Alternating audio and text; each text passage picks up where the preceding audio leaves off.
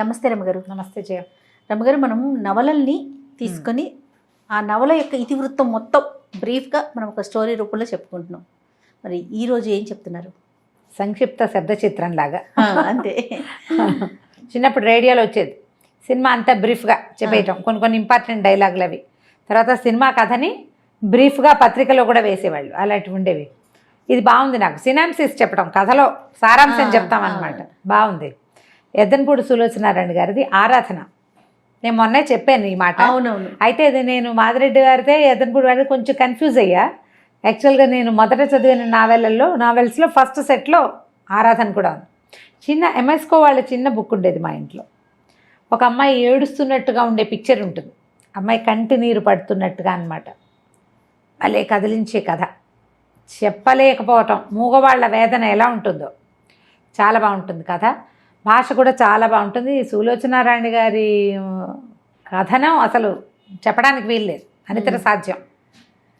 ఎంత స్టైలిష్గా ఉండే క్యారెక్టర్లు నావెల్స్ రాశారు ఆవిడ. క్యారెక్టర్లను పెట్టి సింపుల్ సోబర్ సామాన్యమైన వాళ్ళు, మన పక్కింటి వాళ్ళు, సాధారణమైన మనుషుల కథలు కూడా చాలా బాగా రాశారు ఆవిడ. సెక్రటరీ అవి చాలా ఇష్టం నాకు. సెక్రటరీ, మీనా, జీవన తరంగాలు భలే బాగుంటాయి.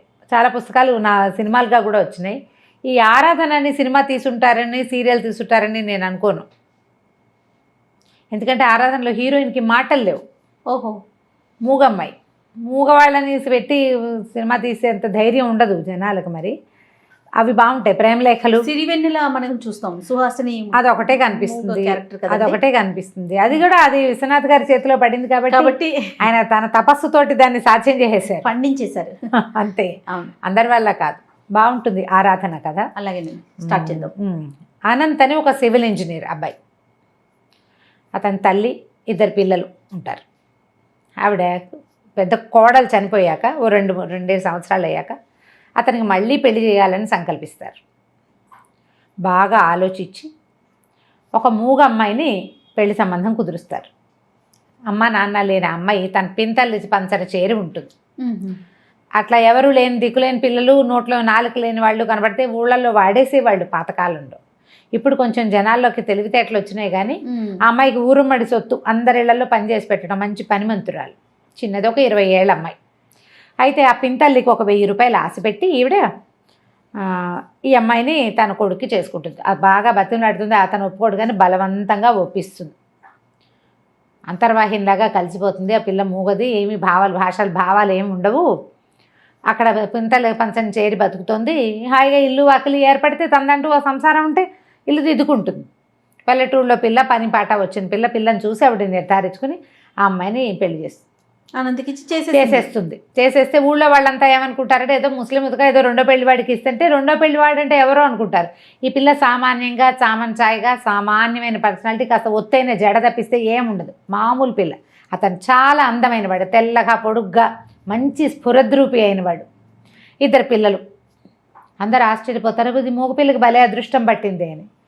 తీరా సరే మీరెవరు రావక్కర్లేదు, దూరభారం, పట్నం కదా అని చెప్పి అమ్మాయిని తనతో పాటు తీసుకెళ్ళిపోతుంది ఆవిడ. ఇంటికి వెళ్ళాక ఒక 5-6 ఏళ్ల పిల్ల, ఒక 3-4 ఏళ్ల పిల్లాడు. ఈ పిల్లలు, ఈ అమ్మాయి మంచి పనిమంతురాలు కదా, పల్లెటూళ్ళల్లో పనిచేసిన వాళ్ళకి పట్టణాల్లో చిన్న ఇళ్లలో పనులకు ఏం లెక్క ఉంటాయి. మెల్లిగా అత్తగారింటో అలవాటు పడుతుంది. అతనేమి అమ్మాయి ఇంట్లో ఒక పని మనిషి కింద ఉంటుంది అంతే. అతని అమ్మాయితో ఏమి మాట్లాడు, పిలవడు, చేయడు, ఏమీ ఉండదు. అంటే ముట్టనట్టు ఉంటాడు, తన దారిని తను ఉంటాడు. ఈ పిల్ల ఇంకా మెల్లిగా ఇంట్లో స్థిరపడుతుంది. భర్తని చూడడానికి, మరి భర్త అనేసరికి ఒక ఫీలింగ్స్ ఉంటాయి కదా. మనిషి ఏమో చాలా అందమైన వాడు అతను. కొద్ది రోజులు అట్లా గడుస్తుంటే ఒకరోజు ఎవరో చుట్టాలు వస్తున్నారని అన్ని పలహారాలు అవి చేయిస్తుంది కోడలతో అత్తగారు. ఇంట్లో పని మనిషి మానేస్తుంది. ఆ పనులన్నీ కూడా ఈ అమ్మాయి మీద పడితే తన ఇల్లు, తన భర్త, తన పిల్లలు, తన అత్తగారు అనుకుంటుంది. ఎవరో చుట్టాలు వస్తున్నారని, వాళ్ళు వచ్చాక నీకు చాలా విషయాలు తెలుస్తాయని మొత్తం జరిగిందంతా చెప్తుందనమాట. తనకి తండ్రి లేడు ఈ అనంతకి చిన్నప్పుడే. లేకపోతే సరే ఆవిడే ఊళ్ళో ఏదో చిన్న పొలం అవి ఉన్నాయి, హైదరాబాద్ వచ్చి ఆవిడ పిల్లల్ని ఇంజనీరింగ్ చదివించుకుని చాలా బాగా చదువుకున్నాడు, సివిల్ ఇంజనీర్ అతను. సరే ఏవో చిన్న పనులు చేస్తున్నాడు. ఆడపడుచులు 2 ఉన్నారు ఈవిడికి. వాళ్ళల్లో ఒకళ్ళ పిల్లని ఇచ్చి చేసుకోవాలని వాళ్ళు అడిగారు. మొదటంతా వీళ్ళతో బాగా ఉండలేదు కానీ పిల్లాడికి మంచి చదువు, పెద్ద ఉద్యోగం వచ్చే అవకాశం ఉండేసరికి వాళ్ళు అడిగితే వీళ్ళు ఒప్పుకోవాలి. ఈవిడికి ఏంటంటే తనకి కూతురు లేని లోటు తీరుస్తూ ఇప్పుడు మా పిల్లాన్ని చక్కగా చూసుకుని ఆలోచించుకుంటారు కదా, ఒకడే కొడుకు, వాడికి మంచి పెళ్ళం కావాలని. వాళ్ళు ఎవ్వరూ తన కొడుక్కి సరిపోయే పిల్లలుగా తోచరు. ఇతను ఏం చెప్తాడంటే, నేను పిల్లని ప్రేమించాను, సుధా అంటే అత్త కూతురు, ఏ అత్త కూతురుని చేసుకోమంటారో దాని ఫ్రెండ్, చాలా బాగుంటుందని చెప్పాడు. మనమే వెళ్ళి వాళ్ళ ఇంటికి వెళ్ళి పిల్లని అడగాలమ్మా అన్నాడు. ఇప్పుడు ఆశ్చర్యపోతే, మనం వెళ్ళి అడగటం ఏమిట్రా, బలవంతంగా ఒప్పిస్తాడు. బాగుంటుందని. తీరా వెళ్తే వాళ్ళ ఇంటికి ట్యాక్సీలో తీసుకెళ్తాడు. వెళ్ళాక ఆవిడకి తెలుస్తుంది వాళ్ళు బాగా డబ్బున్న వాళ్ళు, 2-3 ఆడపిల్లలు, ఎవరో తెలిసిన వాళ్ళు ఉంటారు. వాళ్ళు ఊరికే హలో అంటారు, కానీ పిల్లేమో బెంగాణి బొమ్మల్లే చాలా అందంగా ఉంటుంది, అపరిమితమైన నాజూకు, బోల్డంత ఆస్తిపరులు. ఈవిడ ఒప్పుకోదు ఆ పెళ్ళికి. వాళ్ళు పెళ్లి గురించి వాళ్ళు ఏం మాట్లాడరు. ఈవిడ ఆ ఇంటికి వెళ్ళి మీ పిల్లని మా పిల్లాడికి ఇవ్వండి అని అడగటం ఎలాగో ఈవిడికి అర్థం కాదు. ఇంటికి వచ్చాక తల్లి కొడుకు పోట్లాడుకున్నారు. ఆవిడ చెప్తుంది అనమాట ఈ సంగతి అంతా. తను చక్కగా కలిసిపోతుంది. నాకు ఎంతో ఇష్టం, ఆ రాధ అంటే పంచప్రాణాలు ఈ అనంత్కి. ఈవిడేమో అసలు ఆ పిల్లని పెళ్ళంగా ఉంచుకోవాలంటే నువ్వు ఎన్ని చెయ్యాలో తెలుసా, ఎన్ని పద్ధతులు మార్చుకోవాలంటే. వాళ్ళు కూడా పేదవాళ్ళేనమ్మా, మనలాంటి వాళ్ళే. క్రమంగా సంపాదించాడు ఆయన, పిత్రార్జితం కాదది. నేను కూడా అలాగే సంపాదిస్తాను, ఇంజనీరింగ్ చదివి నేను సంపాదించలేనా అంటాడు. రోజులు గడుస్తాయి. ఒకరోజు సాయంకాలం ఆ రాధని వెంట పెట్టుకుని పెళ్లి చేసుకుని తీసుకొచ్చేస్తాడు. ఓహో. తీసుకొచ్చాక ఆవిడకి తెలుస్తుంది ఆ అమ్మాయి ఒట్టి మనిషి కాదు. ఇంకా తొందరపడి పెళ్లి చేసేసుకున్నాడు. ఆ వచ్చిన రోజు నుంచి తప్ప మరుసటి రోజు నుంచి వీళ్ళ జీవితాల్లో సుఖం లేదు. ఇంకా మర్నాడు వాళ్ళ అమ్మ నాన్న వచ్చారు, తిట్టిపోసారు, నానా గోలా చేశారు. తర్వాత కొంచెం మెల్లిగా నెలలు వచ్చినాయి. దాని ఫ్రెండ్స్ వచ్చేవాళ్ళు. వీళ్ళు మా అమ్మాయి ఖరీదైన ఇళ్లలో ఉన్న అమ్మాయి, ఇంత చిన్న ఇల్లు ఇరుగ్గా ఉంది, పరిసరాలు బాగుండలేదు అంటే ఊళ్ళో ఉన్న ఇల్లు పొలం అన్నీ అమ్మేద్దామని తల్లిని బలవంత పెట్టాడు. ఊళ్ళో పొలాలు అమ్మేశారు. ఇళ్ళ స్థలం ఎంత కష్టపడి ఎన్నేళ్ళో దాచి పెట్టుకున్న స్థలాలు మరి ఇంకేం చేస్తుంది. ఈవిడ ఒకడే కొడుకు, 40,000 ఎంతో మొత్తానికి అమ్మేసి ఇక్కడ ఇల్లు అద్దెకి తీసుకుంటాడు, అన్నీ ఏర్పరుస్తాడు, కులాసాగా ఉంటారు. మరి పెద్ద పిల్లకి ఏడాది వస్తుంది, మొదట ఒక పాప పుట్టింది. ఆవిడ వాళ్ళ అమ్మ నాన్న బాగా రాకపోక చేసి పిల్లని తమకు ఇచ్చేయమంటారు. ఈ అమ్మాయి కూడా పంపుదామనుకుంటుంది, కానీ అతను ఒప్పుకోడు. నాకు తోబుట్టులు లేరు, ఎవరు లేరు, నేను ఒంటరిగా పెరిగాను, నా పిల్లలు నాతోటే ఉండాలంటాడు. ఈ పిల్ల కొంచెం ఏడాది నిండేసరికల్లా మళ్ళీ నెల తప్పుతుంది అమ్మాయికి.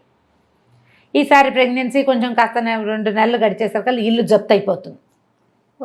తల్లి పోట్లాడుతుంది, ఇంత డబ్బు పట్టుకొచ్చావు కదా, అంతా ఏం చేశాడో మరి వాడుతున్నాం కదా, జల్సాలకి వాడేసుకున్నారు డబ్బంతా.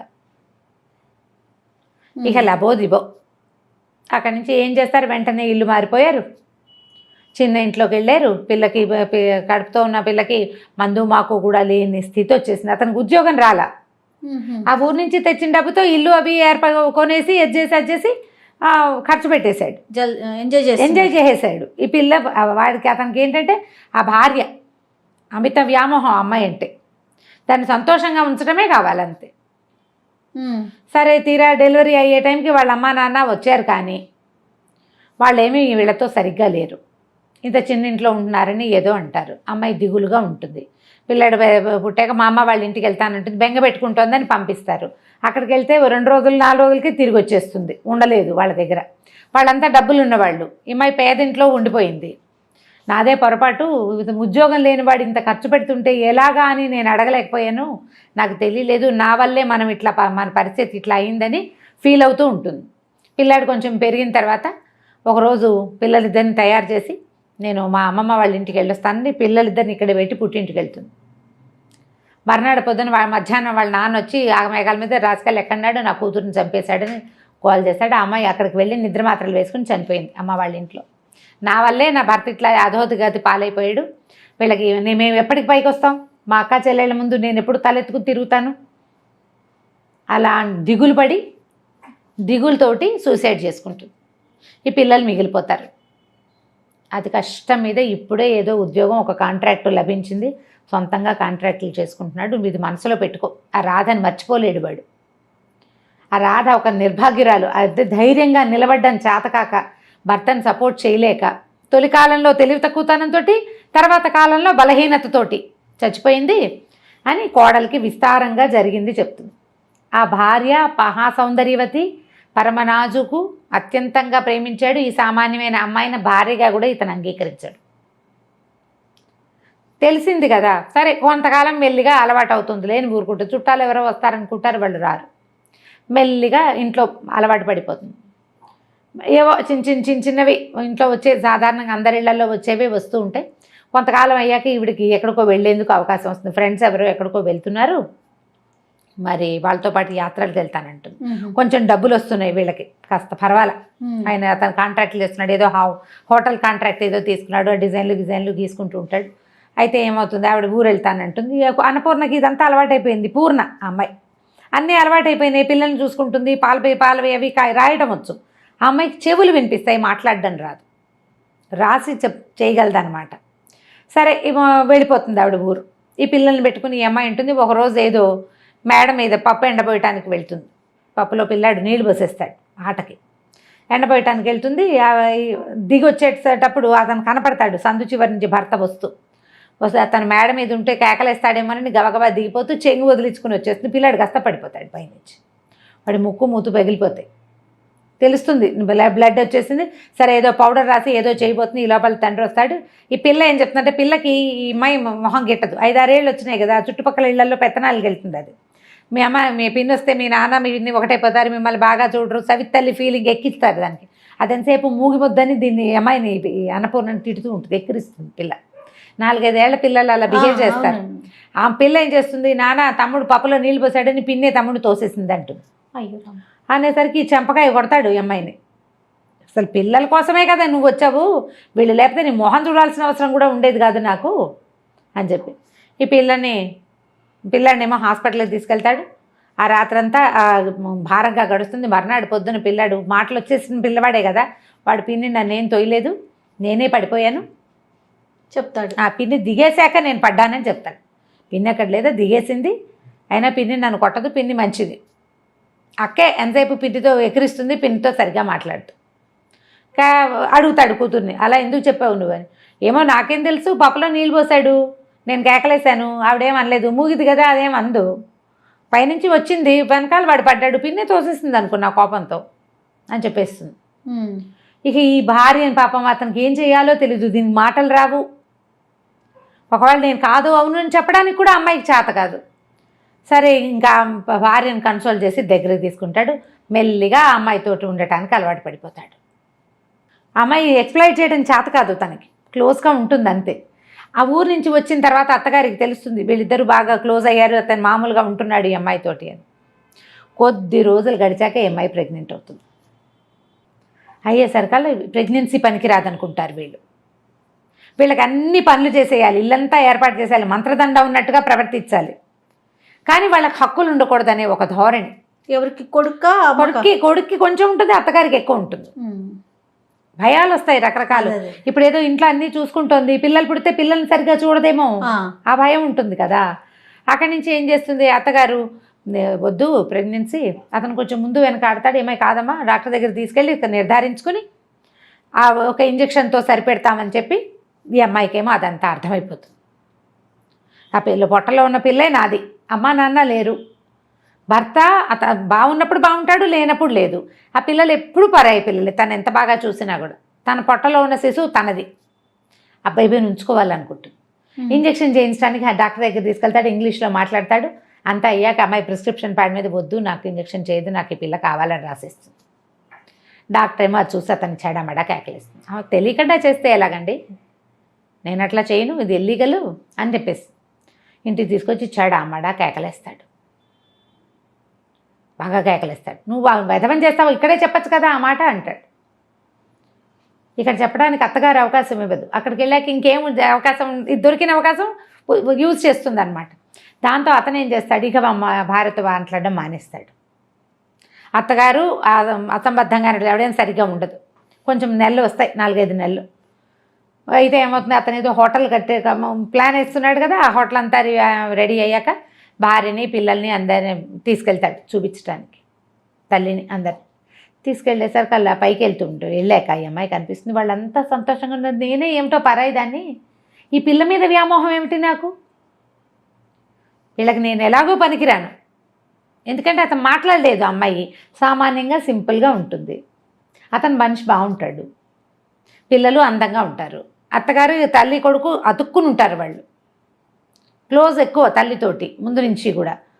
ఒక తన మీద తనకే ఒక రకమైన ఇష్టం వస్తుందన్నమాట. ఈ కడుపులో ఉన్న శిశువు మీద కూడా ఆ ఆకర్షణ పోతుంది. అంతకుముందంటే ఆ పిల్ల నాకు కావాలనుకుంటుంది కదా, ఏం చేస్తుందంటే ఇక్కడి నుంచి దూకేయాలనుకుంటుంది. మెట్లు లేని వైపుకి కాలు వేసి దిగిపోతుంది, పడిపోతుంది. పడిపోయేసరికి ప్రెగ్నెన్సీ పోతుంది.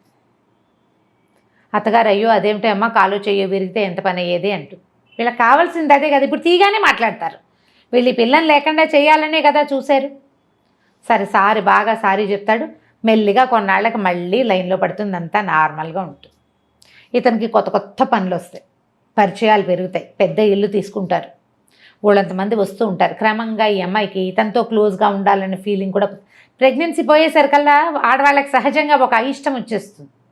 అంతకుముందు భర్త అంటే చాలా ప్రీతి అవన్నీ ఉంటాయి, పాపం సహజంగా ఉండేదే కదా. కానీ పార్టీలు ఫంక్షన్లు వాళ్ళని వీళ్ళని పిలవటాలు ఎప్పుడు పనిచేస్తూనే ఉంటుంది. ఓ రోజు ఎవరో వస్తారు చాలామంది, వాళ్ళు ఒక చంటి పిల్లని తెస్తారు, వాడు తెగ ఏడుస్తాడు. ఆ పార్టీలో ఏడిస్తే పొద్దు నుంచి పని చేసుకుంటూ పిచ్చి చీర జుట్టు జడంతా పిచ్చి పిచ్చిగా పాయలు బయటకు వచ్చేసి మాసిపోయినట్టున్న బట్టలతో ఉన్న ఈ అమ్మాయి ఏం చేస్తుంటే పిల్లాడు ఏడుపుని తట్టుకోలేకపోతుంది. కొంచెం ప్రెగ్నెన్సీ పోయి ఉంది కదా, ఆ పక్కన పరిగెత్తుకుంటూ వచ్చి ఆ పిల్లాడిని తీసుకెళ్తుంది లోపల. పని మనిషి అనుకుంటారు వాళ్ళు. పిల్లాడు పాలు తాగిచ్చింది, ఫ్యాన్ వేసి కాస్త చొక్కా బొడదీసి కాస్త ఏదో మంచినీళ్ళు పట్టేసరికి వాడు సర్దుకుంటాడు. ఆవిడ లోపలికి వస్తుంది, పాలు ఉన్నాయా అవి ఉన్నాయి ఇవి ఉన్నాయని అడుగుతూ. తీరా అతను ఆవిడ చెప్తున్నాను మీరు ఇంకా పెళ్లి చేసుకోవచ్చు, అదేంటి పెళ్ళి ఎందుకంటే ఇదిగో నా వైఫ్ ఈవిడే అంటే ఆశ్చర్యపోతుంది ఆవిడ. అమ్మాయి అన్నాము తను మూగది, మాట్లాడలేదు, బయటికి రాదు, పని చేస్తుంది ఎక్కువగా అని చెప్తాడు. వాళ్ళు ఆశ్చర్యపోతారు. అప్పటి నుంచి ఇతనికి ఏమనిపిస్తుంది అంటే వైఫ్ని అన్ని చోట్లకి తిప్పాలి, ఈ అమ్మాయిని ఇట్లా మూల ఉంచకూడదు అనిపిస్తుంది. వెనకాలకు తిప్పుకుంటాడు, భార్యను బాగా దగ్గర తీసుకుంటాడు. అత్తగారికి నచ్చదు, దీనికి ఎందుకురా మూగిది, అది ఇంట్లో ఉండేదానికే అంటుంది.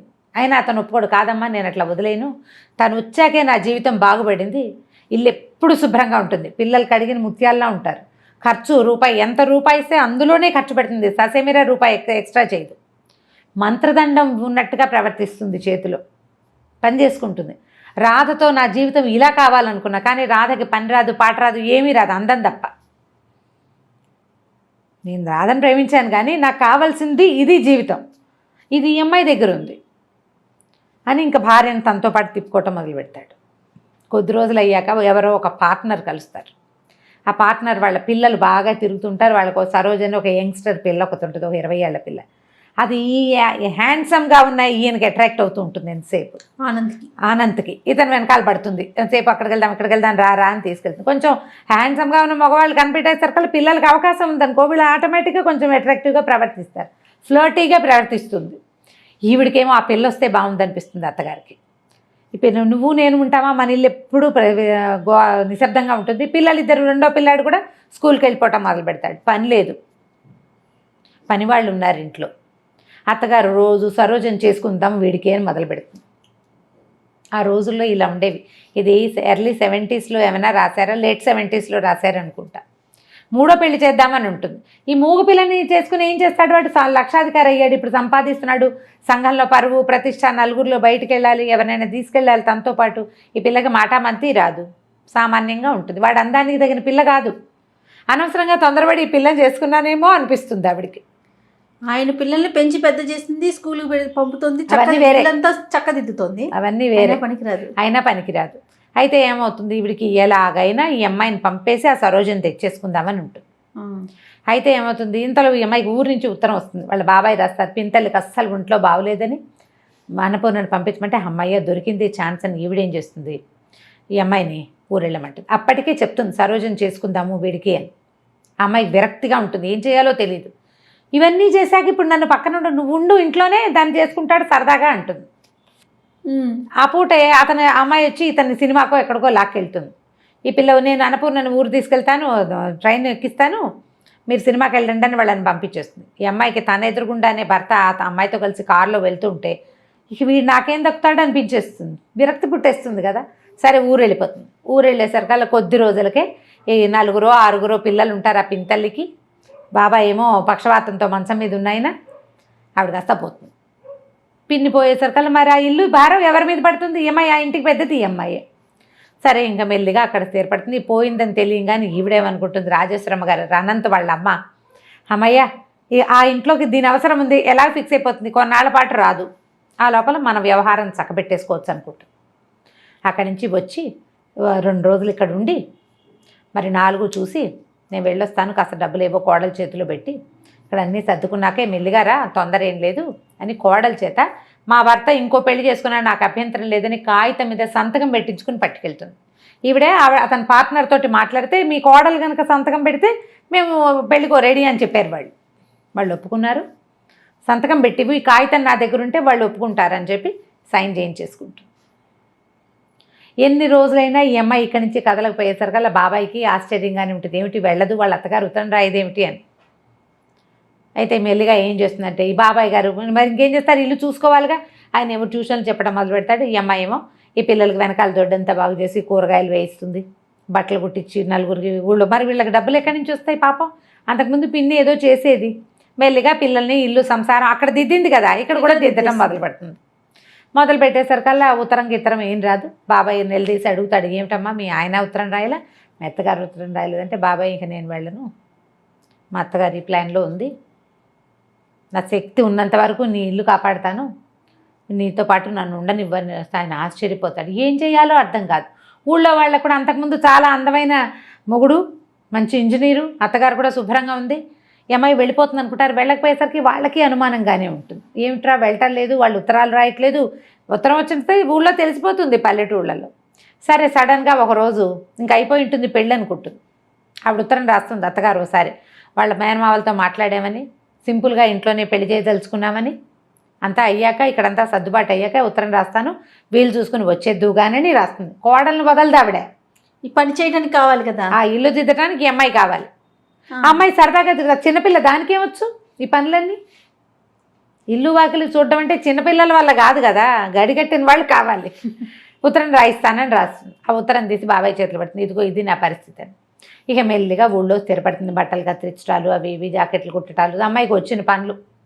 మెల్లిగా దొడ్డి వాకిలి ఏర్పరిచి చిన్నపిల్లల్ని స్కూల్కి పంపించి పెద్ద పిల్లల్ని స్కూల్ మానిపించి తనతో ఉంచుకొని వంట పని నేర్పించి ఏదో తంటాలు పడుతూ ఉంటుంది. సడన్గా ఓ రోజు టెలిగ్రామ్ వస్తుంది. ఆయన మా బాబాయ్ అంటాడు, పూర్ణ ఏమిటమ్మా అట్లా అన్నావు, మీ ఆయన నేను పంపించమని ఉత్తరం టెలిగ్రామ్ పంపించాడమ్మా చూడు అంటే. అమ్మ ఏమనుకుంటుందంటే వాళ్ళకి ఏవో పిల్లలకు ఒంట్లో బాగుండలేదని ఇచ్చాడు టెలిగ్రాము, చిన్నపిల్ల దానివల్ల కాదు, అత్తగారు పెద్దది ఆవిడ వల్ల కాదు, అందుకని నన్ను పిలుస్తున్నారు వీళ్ళు, నేను వెళ్ళనని వేసుకుంటూ. 4 రోజుల తర్వాత ఉత్తరం వస్తుంది. ఈయనకే రాస్తాడు, రంగనాథం గారు నేను అనంతని మా అమ్మ తీర్థయాత్రలకు వెళ్ళింది, పిల్లలకి తీవ్రమైన అనారోగ్యం, బాబు దక్కేలాగా లేడు, పూర్ణని పంపించండి, నేను ఒక్కడినే చూసుకోలేకపోతున్నాను, నాకు చాలా పని ఒత్తిడి, పిల్లలకి జ్వరాలు అని రాసేసరికి ఇక ఆగలేకపోతుంది.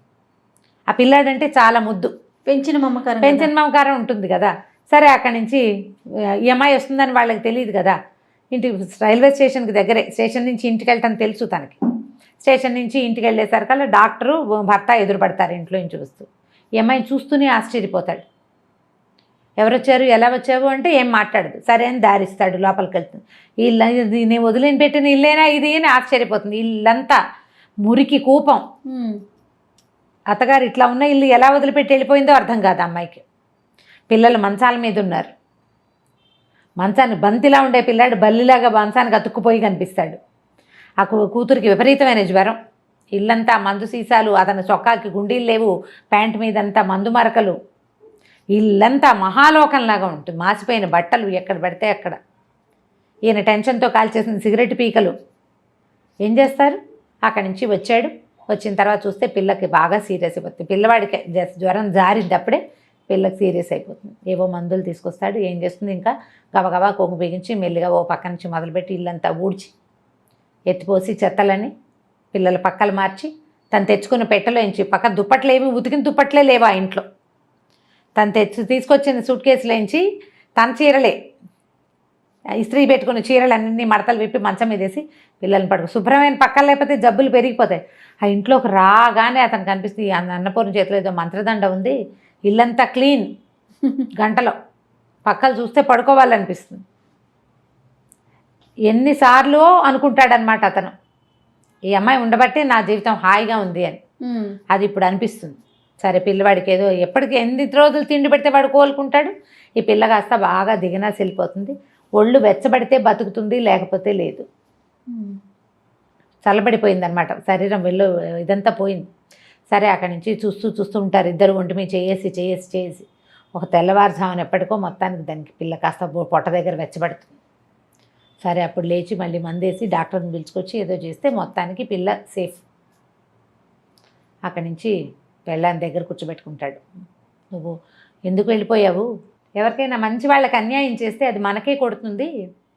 నేను నీకు చేసిన అన్యాయం, నీ గర్భంలో ఉన్న శిశువుని చంపేద్దామని ప్రయత్నం చేసి ఎంత పొరపాటు చేశానో, పిల్లాడికి అనారోగ్యం వచ్చి వాడు తలకిందులైపోయినప్పుడు నాకు నువ్వే గుర్తొచ్చావు.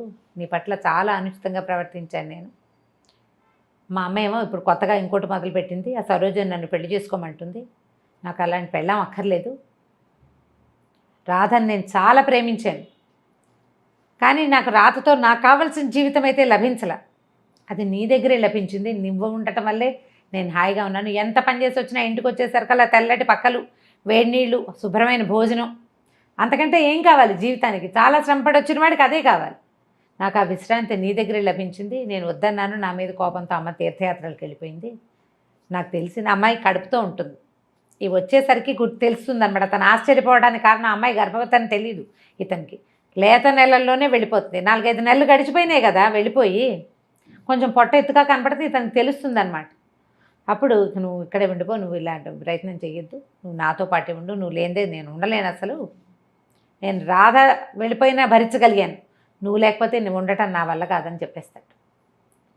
ఏం సమాధానం చెప్తుంది అమ్మాయి? ఏంటి బోల్డని అనుమానాలు వస్తాయి. వీళ్ళకి తను అక్కర్లేదు అని తెలుస్తూ ఉంటుంది ప్రతిసారి. ఇప్పుడు తనే కావాలని అర్థమైంది కదా, ఇప్పుడు మాటలు లేవన్నమాట. ఇంకా ఇదే లాస్ట్ సీన్. ఎంత బాగా రాస్తారంటే చిన్న డీటెయిల్స్ కూడా ఎట్లా ఒకళ్ళు ఇంకొకళ్ళని అపార్థం చేసుకుంటారు జీవితంలో. పిల్లలు ఎట్లా కొంతమంది దగ్గర అవుతారు, ఎలా దగ్గరికి రారు. మనుషులు ఎంత స్వార్థపరులుగా ఉంటారు. చిన్నప్పటి నుంచి ఈ పిల్లతోటి పని చేయించుకుని పింతలేమో 1000 రూపాయలకి ఆశపడి ఈ పెళ్లి చేస్తుంది.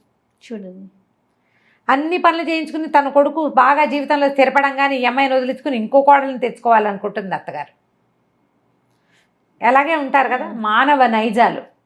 ఇట్లా జీవితానికి దగ్గరగా ఉండే కథలు కొన్ని ఎంత కదిలిస్తాయంటే, ట్రై చేసి అంటే అందరూ మనసులోని మనసు ఎక్కడ దొరుకుతుంది అని అడుగుతున్నారు. బుక్ షాపుల మీద పడి వెతకాలమ్మా. మన దగ్గరలో ఉన్న బుక్ షాప్స్ వెతుక్కోవాలి, బుక్ ఫెయిర్స్కి వెళ్ళాలి. మీరే కొత్తవి ఇన్వెంట్ చేసి చూసి కొత్త పుస్తకాలు తెచ్చుకోగలుగుతారు. నన్ను ఒకరు అడిగితే నేను అదే, మీరు వెళ్ళి షాప్కి ఏమైనా ఎక్కడ దొరుకుతుంది అని అంటే మందా మాక పుస్తకం షాప్లోకి వెళ్ళి కొనుక్కోవటమే, వెతకటం దానికోసం. బుక్ హౌస్లు మనకి ఆన్లైన్ కూడా దొరుకుతాయి. ట్రై చేసి కొని చదివి చూడండి. ఆరాధన, ఎద్దనపూడి సులోచనారాణి గారి ద బెస్ట్ నావెల్స్లో ద బెస్ట్ నావెల్. రీడింగ్ స్కిల్స్ని డెవలప్ చేయడంలో భాగమే ఈ నావెల్స్, ఈ కథలు చెప్పటం. మళ్ళీ ఒకసారి అంటే ఆల్రెడీ పుస్తకాలు చదివే హ్యాబిట్ ఉన్న వాళ్ళందరూ చదువుతారు, వాళ్ళకి మనం చెప్పనే లేదు. మళ్ళీ ఒకసారి గుర్తు చేసుకుని చదవాలనిపించేలాగా చేస్తుంది ఒకటి. అసలు పుస్తకాలు చదవటం అలవాట్లేదు, ఏదో చిన్న కథలు చదివే అలవాటు ఉన్న వాళ్ళకి మన ముందు కూడా ఇంత అత్యద్భుతమైన రచనలు ఉన్నాయి, జీవితానికి ఇంత దగ్గరగా ఉండే కథలు ఉన్నాయి, ఎన్ని మలుపులో చూడండి తెలియజేయటమే మన ఈ ప్రోగ్రాం యొక్క ఉద్దేశం. పుస్తకాలు కొనండి, చదవండి, గిఫ్ట్ చేయండి ఎవరికైనా. మీ అంతటా మీరు చదివితే ఉండే సంతోషం ఏమిటో చదివి తెలుసుకోండి. తప్పకుండా రమ్మగారు. నమస్తే. నమస్తే.